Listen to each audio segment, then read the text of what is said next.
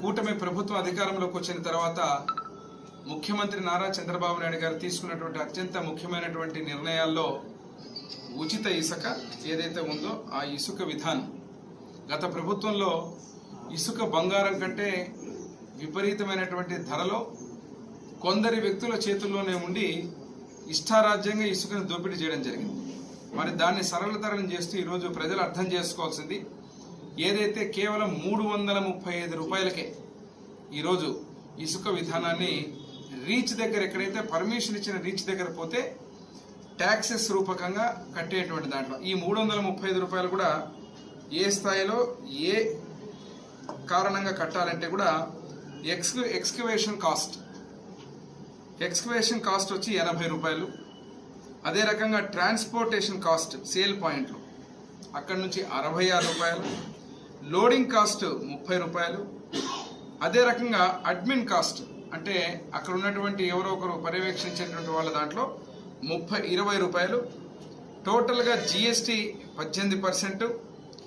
Total cost of operation ఇవన్నీ చూసుకుంటే statutory taxes కింద, అంటే ఫర్ ఎగ్జాంపుల్ డిఎంఎఫ్ ఫీ కానీ, మెరిట్ ఫీ కానీ, ఇక్కడ ఉన్నటువంటి ఏదైతే ఐటీ కానీ, ఇలా రకరకాలుగా డిపార్ట్మెంట్ కట్టే ఫీలన్నీ కలుపుకుంటే అది 88 రూపాయలు.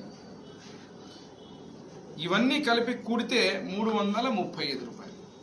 అంటే ప్రతి ఒక్క వినియోగదారుడికి ఈ రకమైన కాస్ట్లతో ఈరోజు ప్రభుత్వం స్పష్టమైనటువంటి నిర్ణయాన్ని ప్రకటించి, ఎక్కడైతే మనకు రీచ్ ఉందో ఆ రీచ్లో పోయినప్పుడు మీరు ఈ 335 రూపాయలు కట్టి డిపార్ట్మెంట్ ఇచ్చే చలానా ఇస్తే ట్రాన్స్పోర్టేషన్ని ఇబ్బంది కాకుండా ఏ ట్రాక్టర్ని కానీ, ఏ లారీని కానీ, ఏదైనా కానీ తీసుకునేటువంటి, అది కూడా ఏంటి, లిమిట్ 20 టన్నులు మాత్రమే, 20 టన్నులు per person per head. So ఇది ముఖ్యమంత్రిగా చంద్రబాబు నాయుడు గారు ఇక్కడ తీసుకున్న నిర్ణయం కూడా ఇది సెప్టెంబరు అక్టోబర్ వరకు మళ్ళీ రివైవ్ కూడా చేయడం జరుగుతుంది పాలసీలో. దీంట్లో భాగంగా కొందరు కన్ఫ్యూజ్ అవుతున్నారు ఏంటంటే, గత ప్రభుత్వంలో విపరీతంగా రేట్లు ఏదైతే ఇసుక దోపిడీతోటి కొందరు వ్యక్తులు చేసిన దోపిడీ వల్ల రేట్లు పెరిగి ఇసుక లభ్యత అనేది లేదు. కానీ ఇప్పుడు చేసే పని ఏమిరా అంటే, ట్రాన్స్పోర్టేషన్ ఏదైతే ఉందో ఆ ట్రాన్స్పోర్టేషన్ వినియోగదారుడి చేతిలో ఉంటుంది. ఇక్కడ కేవలం ఇసుక రీచ్ డిస్టెన్స్ను బట్టి కాస్ట్ పెరుగుతుంది. దురదృష్టవశాత్తు ఏమంటే ఇక్కడ మన ప్రాంతంలో ఇటు మంత్రాలయ నియోజకవర్గం కౌతాళంలో కానీ ఎక్కడైతే అక్కడే రీచ్లు ఉన్నాయి తప్ప ఎమ్మెగనూరు కానీ ఇటుపక్క ప్రాంతాల్లో రీచ్లు లేవు. ఇక్కడ ప్రజలు ఒక అపోహలో ఉన్నారు ఏంటంటే, పొరపాటుగా ఏదైతే మనకు ఈ రీచ్ అన్నీ కూడా ఇసుక విధానం ఫ్రీ అన్నప్పుడు ఇష్టం వచ్చినట్టు ఎవరు పడితే వాళ్ళు ఎక్కడ రీచ్ పర్మిషన్ లేని చోట పోయి ఇసుక తెచ్చుకోవడం ఒక తప్పైతే, రెండోది ఇసుక రీచ్ ఉన్న చోట కేవలం 335 రూపాయలు మనం గవర్నమెంట్ కట్టేటువంటి నేను చెప్పినటువంటి ఫీజులు, ట్యాక్స్. ఇది కాక మనకు పడేటువంటి ఖర్చు ఏమిరా అంటే ట్రాన్స్పోర్టేషన్ ఖర్చు. ఇప్పుడు కౌతాలం నుంచి మా ఇంటి వరకు ఇసుక తెచ్చుకోవాలంటే ఇది ప్రభుత్వం చేసేది కాదు, ఇది ఉచితంగా 335 రూపాయలకు ప్రభుత్వం చేస్తే, మీరు ట్రాక్టర్లోగా లారీనా ఏదైతే మీరు బాడుగ పెట్టుకొని పోతారో ఆ ట్రాన్స్పోర్టేషన్ డిస్టెన్స్ ఖర్చు మన మీద పడేది. కాబట్టి ఇది స్పష్టంగా నేను ఈరోజు ఎందుకు చెప్తున్నానంటే, ఇది అద్భుతమైనటువంటి నిర్ణయం. ఆదాయ వనరులను చూడకుండా, ఆర్థిక కష్టాలున్నా కూడా చూడకుండా ముఖ్యమంత్రి గారు ప్రతి సామాన్య పౌరుడికి, పేదవాడికి, రైతులకు ప్రతి ఒక్కరు కూడా ఇబ్బంది కలగకుండా గతంలో ఇసుక మీద చేసిన దోపిడీని ఏదైతే దాని మీద చర్యలు తీసుకుంటూ ఈ నిర్ణయం తీసుకోవడం జరిగింది.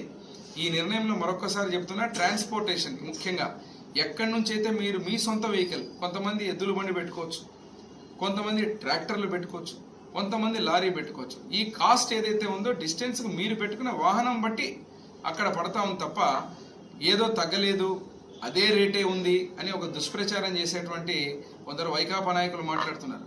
మీ హయాంలో అసలు ఇసుక అనేదే కనిపించలేదు.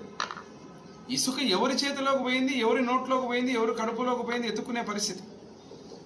ఏకంగా మొత్తం సర్వం నాశనం చేసి గుడి లింగాన్ని కూడా మింగేసి పేదవాడు ఇల్లు కట్టుకోవాలంటే ఆకాశాన్ని చూసే పరిస్థితి తెచ్చిన ఘనత మీ ప్రభుత్వానిది గతంలో.